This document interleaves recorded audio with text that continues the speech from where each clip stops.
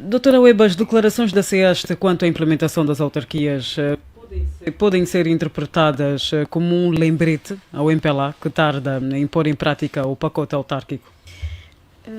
Antes de responder à sua pergunta, eu gostaria de dizer que o posicionamento da CEAST na sua reunião anual vem claramente de encontro àquilo que são as aspirações da larga maioria dos angolanos. E digo isso porque todos nós sabemos a importância e o facto de a Igreja Católica estar implementada em todo o território nacional. Eu penso que das igrejas é que está efetivamente em todo o território nacional, que tem contacto com os cidadãos, que lida localmente com os cidadãos. A par da Igreja Católica, só o MPLA e a UNITA é que tem tamanha representatividade ao nível do país.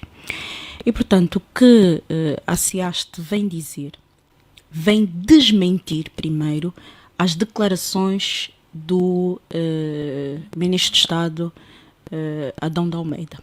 Por quê? Porque o Dr. Adão de Almeida disse claramente na discussão da nova DPA que a divisão político-administrativa nada tinha a ver com as autarquias locais. Ele disse isso.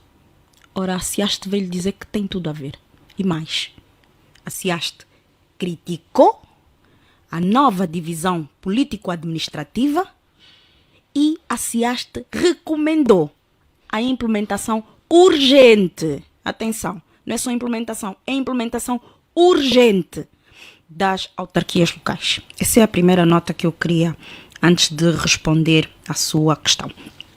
Respondendo à sua questão, Doutora Weba, desculpa, agora surgiu-me aqui outra, mas porquê é que a CEAST só toma este posicionamento agora? É a questão que eu fiz ao Dr. Saluce. Porquê é que, por exemplo, o Presidente, há coisa de um ano, disse que estava a favor e que seria positiva a proposta sobre a nova divisão?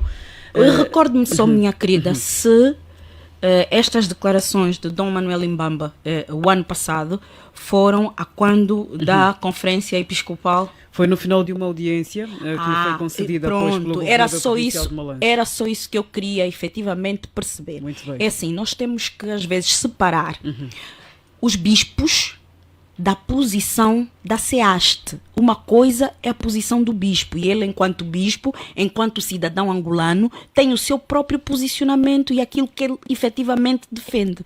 Outra coisa é o posicionamento da igreja, ok? O posicionamento da Igreja Católica não mudou. E era isso que eu queria referir quando fez a pergunta ao Dr. Saluce. O posicionamento da Igreja Católica não mudou. A Igreja Católica, nos últimos 20 anos, tem pregado, juntamente com a sociedade civil e os partidos políticos na oposição, a necessidade de se implementar efetivamente as autarquias locais. Nunca teve um outro posicionamento.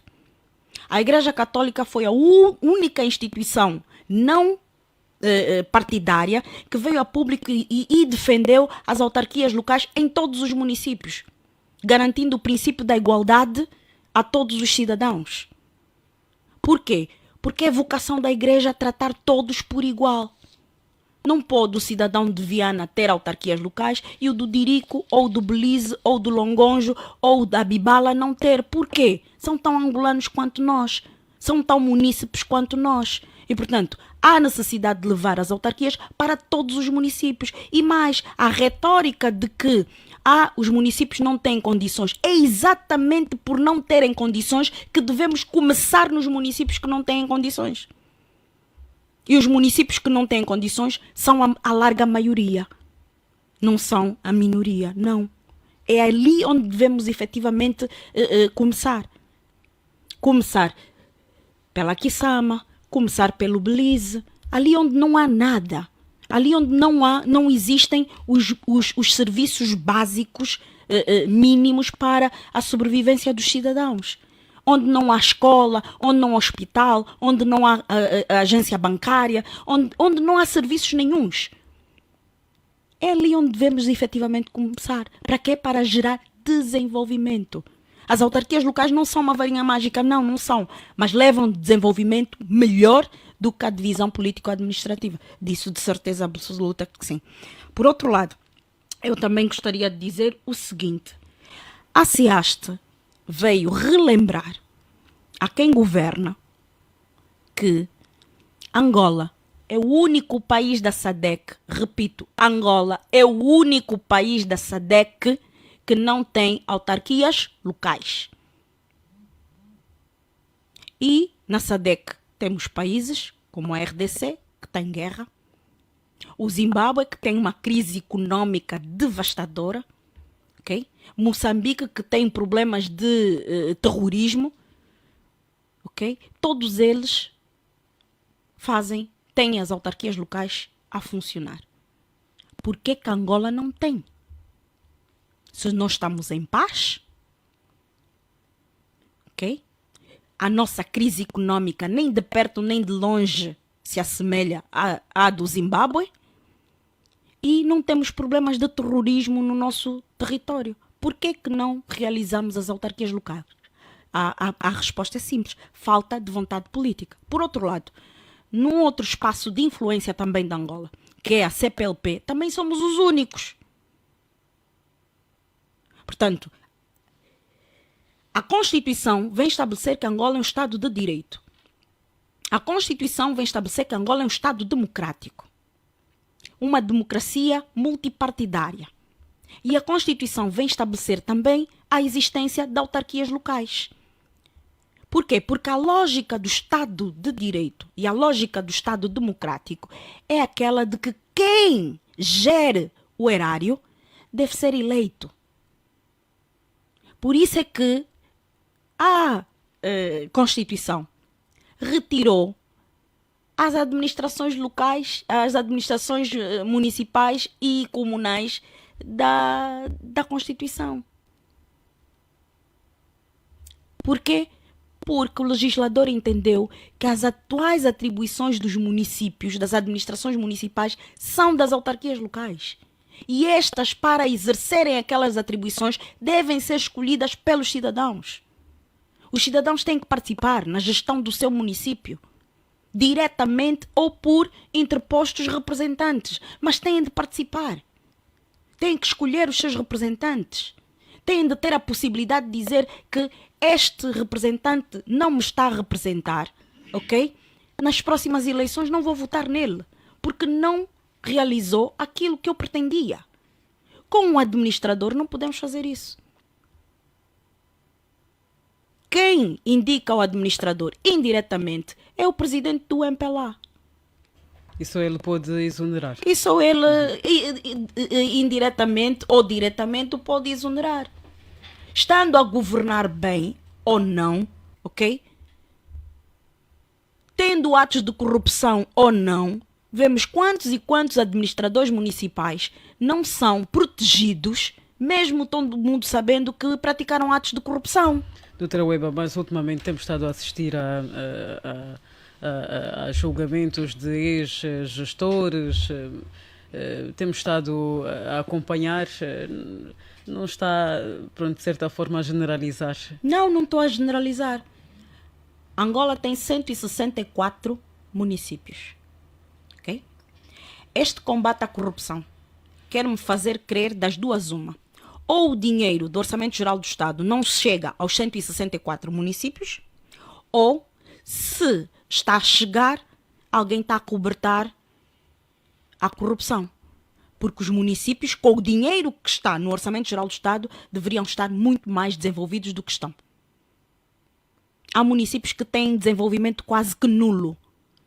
E, portanto, alguma coisa está errada. Ou o dinheiro não chega lá, ou, chegando lá, alguém anda a desviar o dinheiro. E então, se alguém anda a desviar o dinheiro, deveríamos ter muitos mais processos, crimes de corrupção de administradores municipais, administradores comunais, etc, etc. Quanto é que se reserva, mais ou menos, a um município? Minha querida, isso eu tinha que ir ao Orçamento Geral do Estado, mas só para ter uma ideia, no Orçamento Geral do Estado, para as pessoas perceberem do que é que estamos aqui a falar. Atualmente, 90% do Orçamento Geral do Estado fica na província de Luanda. Os outros 10% é que vão para as outras 17 províncias. Com as autarquias locais, isso altera. E altera por quê? Porque é a própria Constituição que vem estabelecer o seguinte: os recursos financeiros das autarquias locais compreendem, entre outros, as transferências do Estado, Orçamento Geral do Estado, os impostos, as taxas e outras contribuições físicas e demais rendimentos estabelecidos na lei. Ou seja, com as autarquias locais, provavelmente vai haver o inverso. Não diria 90% para os municípios, mas pelo menos uns 70% para os municípios, 30% para Luanda. É disso que o titular do Poder Executivo, o presidente do MPLA, está a fugir. Repartir o dinheiro do Orçamento Geral do Estado com as autarquias locais. Ele prefere repartir o dinheiro do Orçamento Geral do Estado com os seus militantes, ok? Governadores, administradores municipais, administradores comunais. A doutora Leba tem provas do que está a falar. Minha querida, é o que acontece atualmente. Isso não é preciso ter prova. E nem vou para a cadeia por dizer isso. É a realidade do país. Atualmente, o Orçamento Geral do Estado é dividido entre o Presidente da República, os governadores provinciais, os administradores municipais e os administradores comunais. Por que que nós, nas comunas, nos municípios e nas províncias, não temos desenvolvimento? A resposta é simples. São todos do mesmo partido político. E mais, ninguém fiscaliza ninguém.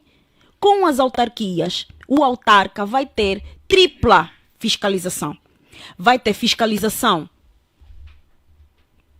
do cidadão, vai ter fiscalização do titular do Poder Executivo através da tutela de legalidade e nunca de mérito, porque a tutela de mérito já saiu da Constituição, e a fiscalização dos tribunais. Tem tripla fiscalização. Atualmente, a administração local do Estado, os governadores, os administradores municipais e os administradores comunais não têm esse tipo de fiscalização. Nem a fiscalização dos cidadãos, muito menos a fiscalização dos tribunais. Por quê? Porque são todos da mesma família política, direta ou indiretamente. Esse é que é o problema que Angola tem. Temos que descentralizar o poder.